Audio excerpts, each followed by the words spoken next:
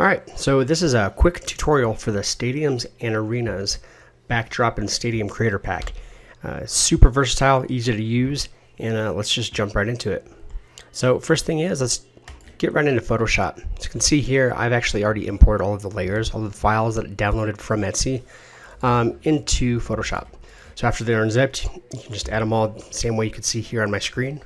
But you can see here all the floors, the lights, the smoke and haze. So whatever floor you want to use, just go ahead and select that. In this case, let's do the baseball field. Now from there, we'll choose the stadium lights. So we have this option, another option, option 3, and option 4. Let's just stick with that. Now from here, this is where I'll bring in the athlete. I actually already have one cut out that I'll be using.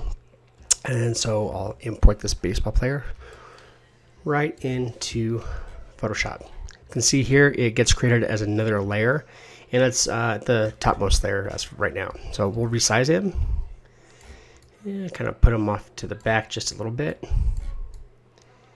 Yeah, that looks good right there, I think. A little smaller. Okay. Now I always like to add like cast shadows to the athletes. I actually have an action that'll do it, so I'm just going to run that action really quickly.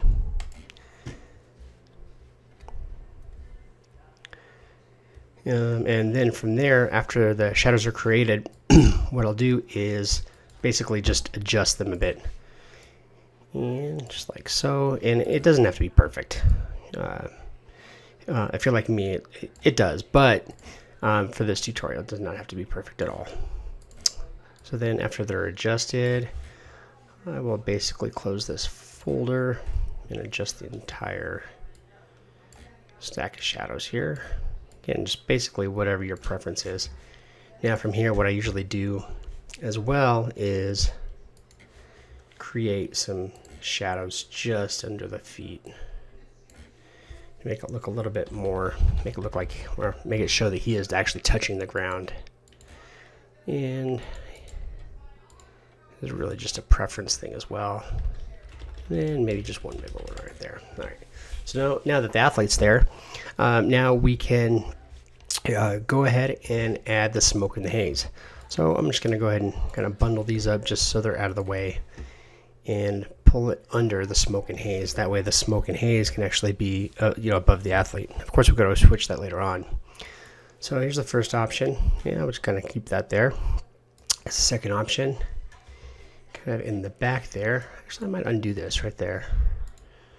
See here, I think that looks pretty good. And yeah, and this would actually look pretty good behind the athlete as well. So drag it down. That looks pretty good. And then here's one that I'll keep right above the athlete and then just change the size just a bit so it's a little bit more isolated to the athlete, just like that. Boom, there you have it. That's how you use the Stadium Creator Pack. And just for sake of making sure that you understand everything, let's just do another one really quickly. So I'll go ahead and take this athlete off, deselect all the smoke and haze, backdrops, and we'll choose a different floor. In this case, let's do the green one. And we'll bring in a soccer player, but first let's choose the stadium lights. So we're going to use these ones. Second one, I think I like these stadium lights too. Let's just do that. Okay. So now I'll bring in the soccer player and kind of situate him wherever we see fit. Yeah, that looks good right there. Then I'll create a shadow under him as well. And the way I typically would do this, if they're actually up in the air, I'll duplicate the layer. Okay, now on the bottom layer, what I'll do is flip it, bring it down. Now what I'll do is I will add a layer, adjustment layer here. And from here, first thing I want to do is I want to click on it and make it create a clipping mask. That way, when I'm trying to edit it, it will, let's see here what we got.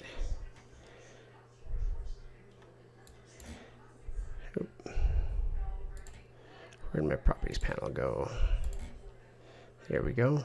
Kind of saturation, lightness. All right, then from there, I'm going to put a blur on it too, so just for ease of use here, I'm going to merge these layers, go up to filter, and add a blur. That looks pretty good, I guess. Kind of reduce the opacity a bit. And then we can also add some overlays.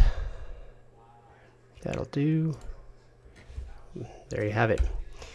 Again, that's pretty much it. It's super easy to do. It's, again, very versatile. If you have any questions, let me know. I'm pretty quick to respond in most cases, and definitely happy to help. Thanks for choosing the product. Have a great day.